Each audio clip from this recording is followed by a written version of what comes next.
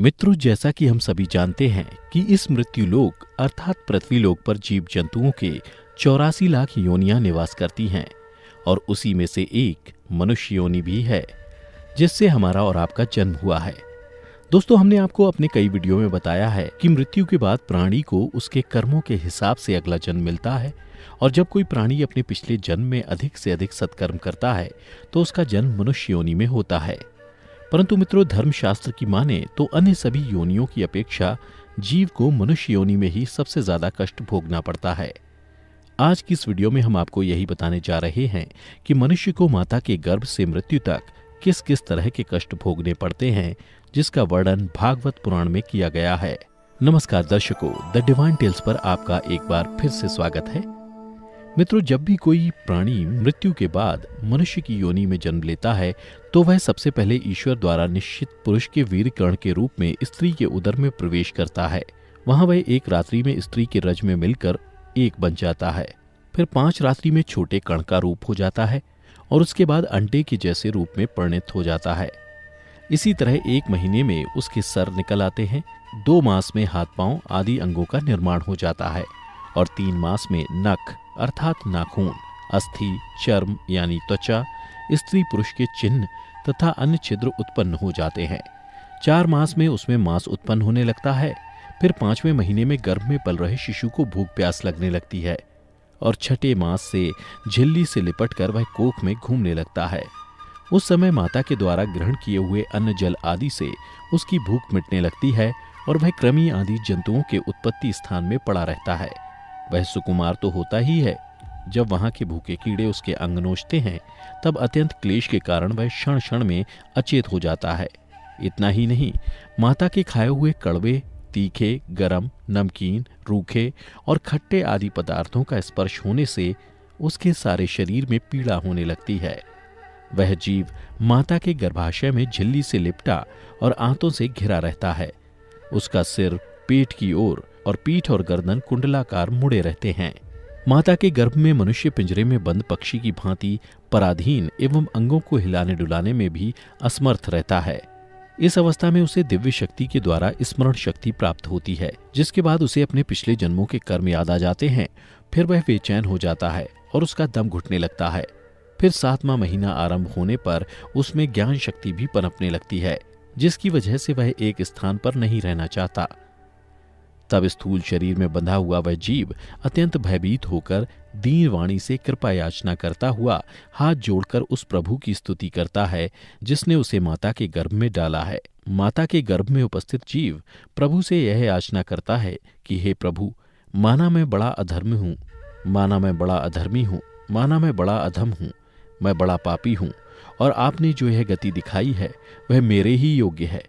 मैं शरीर से रहित होने पर भी देखने में पंच भौतिक शरीर से संबंध हूँ और इसीलिए इंद्रिय, गुण, शब्दादि विषय और विदाभास अर्थात अहंकार रूप जान पड़ता हूँ। इसके बाद भागवत पुराण में बताया गया है, देहधारी जीव दूसरी देह अर्थात माँ के गर्भ के भीतर मल, मूत्र और रुधिर के कुएं में घिरा हुआ रहता है। उसके पाचन रस की ऊष्मा से गर्भ में मौजूद जीव का शरीर अत्यंत संतप्त होता रहता है। इन कष्टों के बारे में सोचते हुए जीव गर्भ से बाहर निकलने की प्रबल इच्छा लिए महीने गिन रहा होता है और भगवान से प्रार्थना करता रहता है कि हे भगवान, मुझ दीन को यहाँ से कब निकाला जाएगा। फिर गर्भ में मौजूद मनुष्य सोचता है कि पशु पक्षी आदि अन्य जीव तो अपनी मूढ़ बुद्धि के अनुसार अपने शरीर में होने वाले सुख दुखादि का ही अनुभव करते हैं, किंतु मैं तो भगवान आपकी कृपा से साधन संपन्न शरीर से युक्त हुआ हूँ, अतः आपकी दी हुई विवेक बुद्धि से अपने शरीर के बाहर और भीतर अहंकार रूपी आत्मा का अनुभव करता हूँ।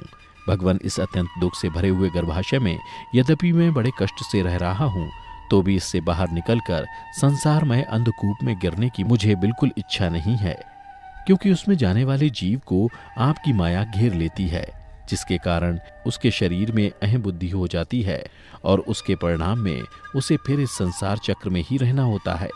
इसलिए वह भगवान से बार बार विनती करता रहता है कि वे उसे इस कष्ट से और सांसारिक मोह माया से जितनी जल्दी हो सके उतनी जल्दी मुक्ति दे दें। फिर 9वें या 10वें महीने में जब मनुष्य अपनी माता के गर्भ से इस मृत्युलोक में आता है तो वह उसकी सारी स्मृति नष्ट हो जाती है। वह विपरीत गति को प्राप्त होकर बार बार जोर जोर से रोने लगता है। फिर माता पिता के द्वारा उसका पालन पोषण किया जाता है। शिशु अवस्था में जब मनुष्य को खाट पर सुला दिया जाता है तो उसे खटमल आदि जैसे कई कीड़े काटते रहते हैं, लेकिन तब उसमें शरीर को खुजलाने, उठाने अथवा करवट बदलने की भी सामर्थ्य न होने के कारण वह बड़ा कष्ट पाता है। उसकी त्वचा बड़ी कोमल होती है, इसलिए वह सिवा रोने के कुछ नहीं कर सकता। इसी तरह मनुष्य बाल्यावस्था के दुख भोग कर युवावस्था में पहुंचता है। इस समय उसे यदि कोई इच्छित भोग नहीं प्राप्त होता तो अज्ञानतावश उसका क्रोध बढ़ जाता है और वह शोकाकुल हो जाता है। देह के साथ ही साथ अभिमान और क्रोध बढ़ जाने के कारण मनुष्य अपना ही नाश करने के लिए दूसरे कामी पुरुषों के साथ वैर कर लेता है।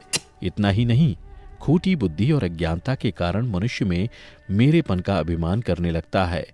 जो शरीर इसे मृत्युकाल तक अनेक प्रकार के कष्ट ही देता है, उसी के लिए मनुष्य तरह तरह के कर्म करता रहता है, जिनमें बंध जाने के कारण इसे बार बार संसार चक्र में जन्म लेना पड़ता है।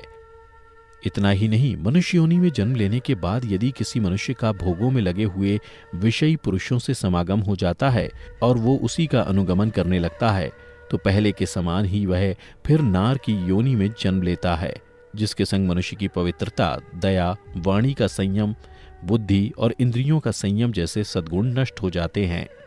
इसलिए भागवत पुराण में बताया गया है कि किसी भी मनुष्य को ऐसे लोगों के साथ मित्रता नहीं करनी चाहिए जो हमेशा स्त्रियों के साथ समागम में रत रहता हो। अशांत और मूढ़ अर्थात मूर्ख हो, क्योंकि जीव को किसी और का संग करने से ऐसा मोह और बंधन नहीं होता जैसा स्त्री और स्त्रियों के संगियों का संग करने से होता है। इससे जुड़ी एक कथा में बताया गया है कि एक बार परमपिता ब्रह्मा जी अपनी पुत्री सरस्वती को देखकर उसके रूप लावण्य से मोहित हो गए थे और उसके मृगी रूप में भागने पर उसके पीछे निर्लज्जता पूर्वक मृग रूप होकर दौड़ने लगे। इसलिए ऐसा कौन सा पुरुष हो सकता है जिसकी बुद्धि स्त्री रूपणी माया से मोहित ना हो। इतना ही नहीं, स्त्री रूपणी माया में इतना बल है कि वह अपने भ्रकुटी अर्थात नयन से बड़े बड़े दिग्विजयी वीरों को पैरों से कुचल देती है। जो पुरुष योग के परम पद पर आरूढ़ होना चाहता हो अथवा जिसे मेरी सेवा के प्रभाव से आत्मा अनात्मा का विवेक हो गया हो, वह स्त्रियों का संग कभी ना करे, क्योंकि उन्हें ऐसे पुरुष के लिए नरक का खुला द्वार बताया गया है।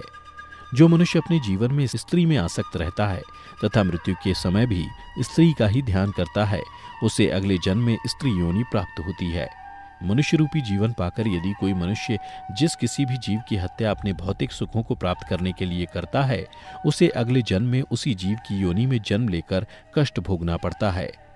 फिर मनुष्य की उम्र जब ढलने लगती है, अर्थात जब वह अपने जीवन के अंतिम पड़ाव में प्रवेश करता है, तो उसे इस जन्म में किए गए तब तक के कर्मों के हिसाब से इसी मृत्युलोक पर शारीरिक और मानसिक पीड़ा भोगनी पड़ती है।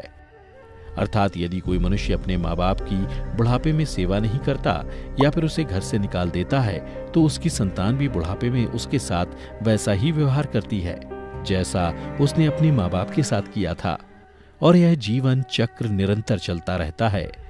और फिर जब मनुष्य मृत्युशैया पर होता है तो उसे माँ के गर्भ की तरह ही एक बार फिर दिव्य शक्ति मिलती है और उसे अपने कई जन्मों के कर्म याद आ जाते हैं, जिसे जानने के बाद मनुष्य पुनः विलाप करने लगता है और भगवान से बार बार विनती करता है कि हे प्रभु, इस कष्ट रूपी जीवन चक्र से मुझे कब मुक्ति मिलेगी?